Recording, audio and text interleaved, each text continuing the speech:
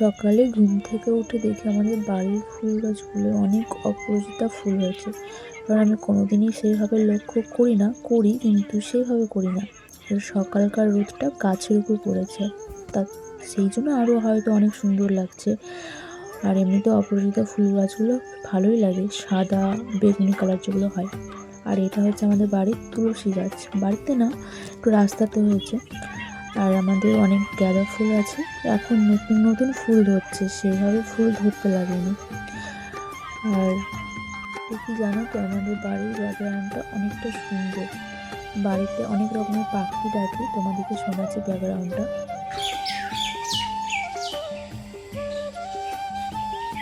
প্রতিদিন সকালে পাখির ডাকগুলো শুনতে পাই, খুব সুন্দর লাগে। যখন ঘুম থেকে উঠে বাড়ির পেছন দিকটা, মানে আমাদের পাখার ওই সাইডটা বাড়ির পেছনে, তো তখন এই পাখিগুলো ডাকে, তখন খুব সুন্দর লাগে।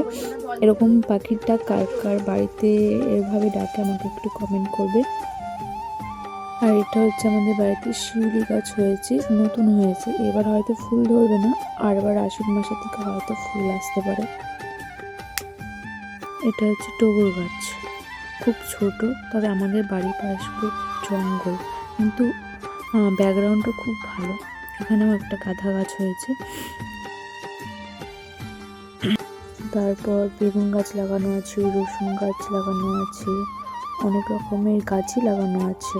তো এখনো ছোট হয়ে আছে, বড় হয়নি। এই যে বেগুনের কুড়ি এসছে, এটা তো বেগুন যখন হবে তখন আবার দেখাবো। এখন ফুল এসছে। এটা হচ্ছে ধোত্রা গাছ, আমাদের এটা ধোত্রা গাছ হচ্ছে দুথক্কা ধোত্রা গাছ। আমাদের বাড়িতে শিব পুজোতে আমরা পুজো করি। তারপর দেখো, আমাদের বাড়িতে একটা ছোট্ট গোলাপ গাছ আছে, কিন্তু এটা মনে হচ্ছে ছোট, কিন্তু এর বয়স হয়েছে 1 বছর হয়ে যাচ্ছে। কোনো ফুল এসছে না আসছে, কুড়ি এসছে কোনো গাছে, এমনিতে আমি দেখতে পাই না। গাছটা নিয়ে এসেছিলাম আমি বহরমপুর থেকে। সকালে ওটা খুব খিদে পেয়ে গেছিলো, মা চপ বেগনি করেছিল, সেগুলো খাচ্ছিলাম বসে বসে।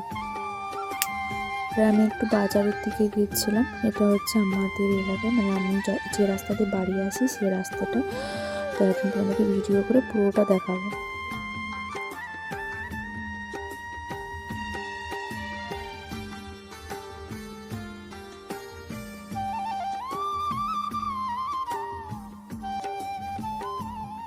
তারপরে রাত্রে একটা বিয়ের বাড়ি ছিল, আমি বিয়ের বাড়ি ওখানে গেছিলাম। তো প্যান্ডেলগুলো ভালো লাগছিলো, লাইটিংগুলো খুব সুন্দর লাগছিলো।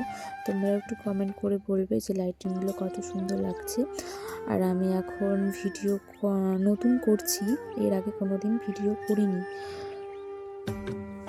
পর থেকে ভাবছি মাঝে মধ্যে ভিডিও দেব ইউটিউবে, তবে টাইম হয়তো পাবো না। যেটুকু টাইম পাবো সেটুকুর মধ্যে আমি যেগুলো কী করি না করি সেগুলো হয়তো একটু করে ভিডিও দেবো। তোমরা একটু লাইক কমেন্ট করে দিও, তবে একটু ভালো লাগবে ভিডিও বানাতে। তবে বাইরেকার থেকে প্যান্ডেলের ভিতরটা অনেক সুন্দর লাগছিল। তো আমি যখন গেছিলাম তখন সেরকম কখনো দেখতে পাইনি। তারপর আস্তে আস্তে সবার সঙ্গে দেখা হচ্ছিল।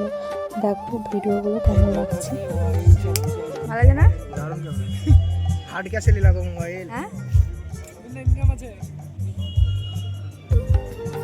আমার যেতে একটু লেট হয়ে গেছিলো, সবাই গিয়ে দেখছি বসে আছে।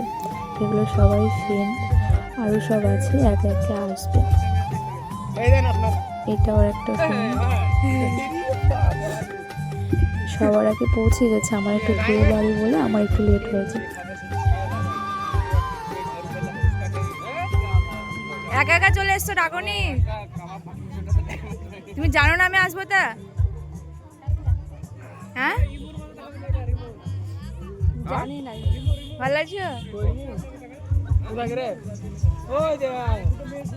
হ্যাঁ, একজন পিয়া, হ্যাঁ, ওর খবর কি রে? আমার কথা হয়নি ওর সাথে। পিয়া পিয়া ও পিয়া আসলো না, ওর মা অসুস্থ। মেলা রিকোয়েস্ট করেছি সকাল থেকে, বলছি মা শুনে কি বলবো।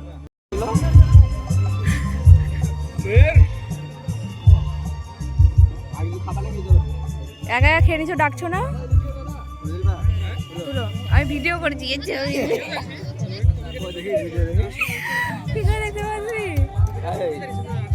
ব্যাক ক্যামেরা করবো না দাঁড়া আমি তুলে দিচ্ছি। কখন থেকে প্যান্ডেলের ভিডিও আমি দেখে যাচ্ছি, আমাকে নিজে একবারও দেখায়নি আমি, তো দেখে নাও। আমি হয়তো খুব একটা দেখতে ভালো না, তবে দিয়েছি সেটা অনেক এনাফ আমার কাছে। এই নিয়ে আমি অনেক সন্তুষ্ট আছি।